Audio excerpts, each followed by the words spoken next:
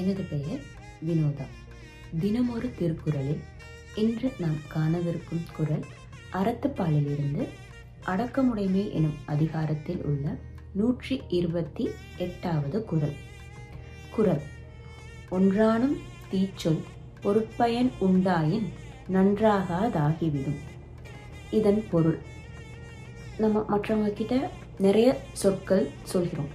அதில் ஒரு தீய சொல் இருந்து அதனால் அவங்களுக்கு துன்பம் வந்துச்சு அப்படின்னா நம்ம சொல்கிற மற்ற நல்ல சொற்களில் இருக்கிற பயனுமே பயனற்று போய்விடும். இதுதான் ஒரு குடம் பாலில் ஒரு சிறு துளி நஞ்சு போன்றது தான் அந்த தீய சொல். நாம் எவ்வளவு நல்ல சொற்கள் சொல்லி இருந்தாலும், அதனால் நற்பயன் ஏற்பட்டு இருந்தாலும், நாம் சொல்லும் ஒரு தீய சொல்லால் ஏற்படும் துன்பம் எல்லா நற்சொற்களையும் வீணாக்கிவிடும்.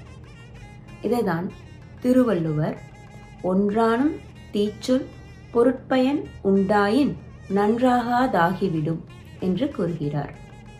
நன்றி.